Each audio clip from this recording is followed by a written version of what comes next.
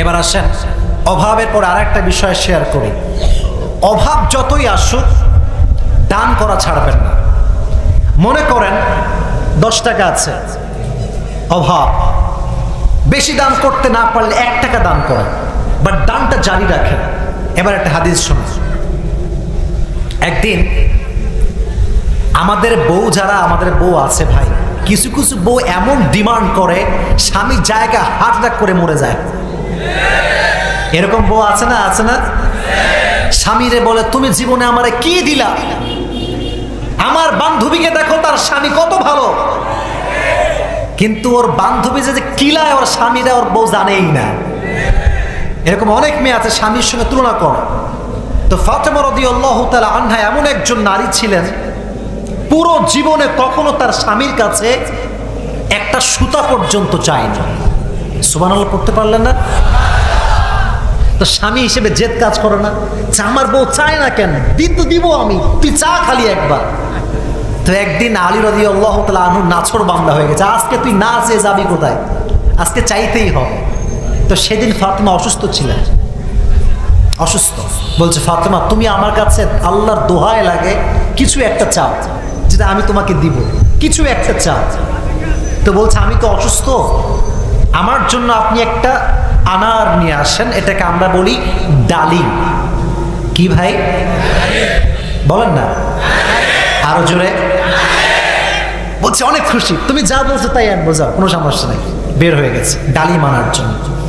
ডালিম কিনে যখন বাসায় আসবে, এক সাহাবী অভাবী, অনেক কষ্টে আছে, গরিব মানুষ, বলছে আলী অনেক দিন ধরে কিছু খায় না, পরিবার না খেয়ে আছে, আমাকে কিছু দান করো। আলী সব ভুলে গেছে বইয়ের কথা, সঙ্গে সঙ্গে ওইটাকে আল্লাহর রাস্তায় দান করে দিয়েছে। তো গেছিল বইয়ের জন্য, তখন তো হুঁশ নাই মাথায়, বাসায় আসছে হাত ফাঁকা। যদি বইয়ের ভালোবাসার শক্তি হয়, স্বামী গোটা বিশ্বকে জয় করতে সম্ভব হয়ে যায়।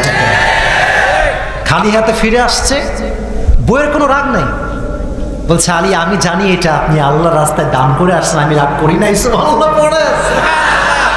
তো ইতিমধ্যে ইন দ্য মিন টাইম আরেকজন সাহাবী, তার নাম হচ্ছে সালমান ফারসি রাদিয়াল্লাহু তাআলা আনহু, just he knocked the door, দরজায় এসে নক করেছে।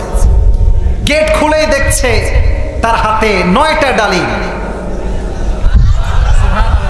আলী এই না 9টা ডালিম, কেন? নবীজি পাঠিয়েছে তোমার জন্য হাদিয়া। তো আলী বলছে this is not for me, এটা আমার জন্য নয়।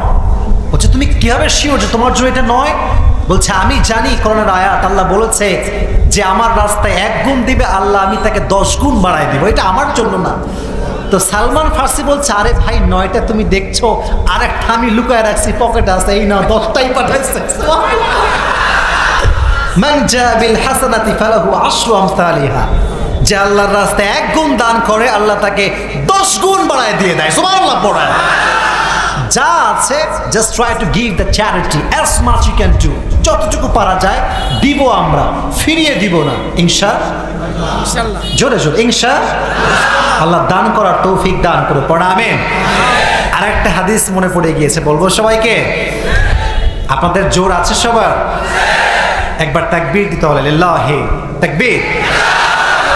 সর্বনাশ, লিল্লাহি তাকবীর। আপনার এলাকার লোকের শক্তি অনেক বেশি, এরা হচ্ছে বাঘের বাচ্চা, কাপুরুষের সন্তান নয়, বীর পুরুষের সন্তান। একবার ফাতেমা রাদিয়াল্লাহু তাআলা আনহা সুতা বিক্রি করলেন, আলী রাদিয়াল্লাহু তাআলা আনহু বাজারে গিয়ে বিক্রি করলেন 6 দিরহাম। জোরে বলেন কয় দিরহাম?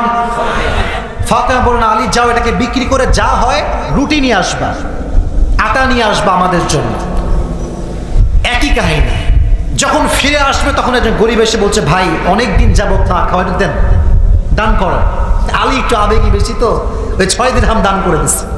সুবহানাল্লাহ পড়তে পারলেন না? যখন ফিরে আসবে বাসাতে, দিরহাম দান করে দিয়েছে, একজন লোক আসছে, হাতে একটা উট আছে।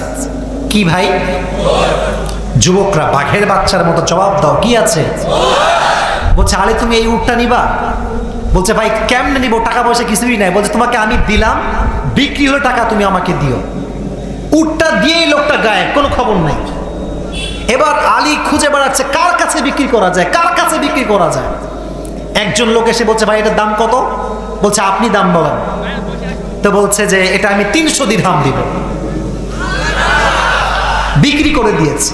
এখন বিক্রি করেছে, প্রথম মালিক যে দিয়ে গেছে ওরে আর খুঁজে পায় না, সে গেল কোথায়, তারে আর খুঁজে পায় না। এবার বাসায় আসছে ক্লান্ত, মালিক খুঁজে পায়নি। দেখছে নবীজিও বসে আছে, তার মেয়ে ফাতেমাও বসে আছে। সুবহানাল্লাহ পড়েন।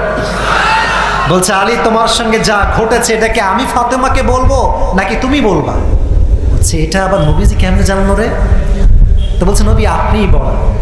বলছে তুমি যখন আল্লাহর রাস্তায় 6 দিরহাম দান করেছো, আল্লাহর এটা বড্ড পছন্দ হয়েছে, ফলে তোমার কাছে যে ব্যক্তি উট নিয়ে আসছিল সে কোনো মানুষ নয়, তিনি স্বয়ং জিবরাইল এসেছিল।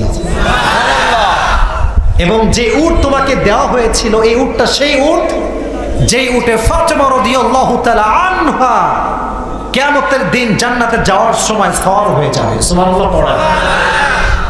দান করবেন যত বেশি বরকত দেখবেন তত বেশি। আমি নিজে দেখছি আমার জীবনে, দান করছি আল্লাহ আমার হাত ভরে দিচ্ছে, দান করা বন্ধ করছি অভাব চলে আসছে। এজন্য যতটুকু পারা যায় গ্রামের ভাইয়েরা, যুবক ভাইয়েরা, মুরব্বীরা, আমার মায়েরা, বোনেরা, কাউকে ফিরাই দিবেন না। মানে যা আছে 5 টাকা, 2 টাকা, 1 টাকা দেন না, যা হয় দেন। ইন্নাল্লাহা লা ইয়ানজুরু ইলা সুওয়ারিকুম ওয়া আমওয়ালিকুম। আল্লাহ বান্দার চেহারা দেখে না, আল্লাহ বান্দার মাল দেখে না।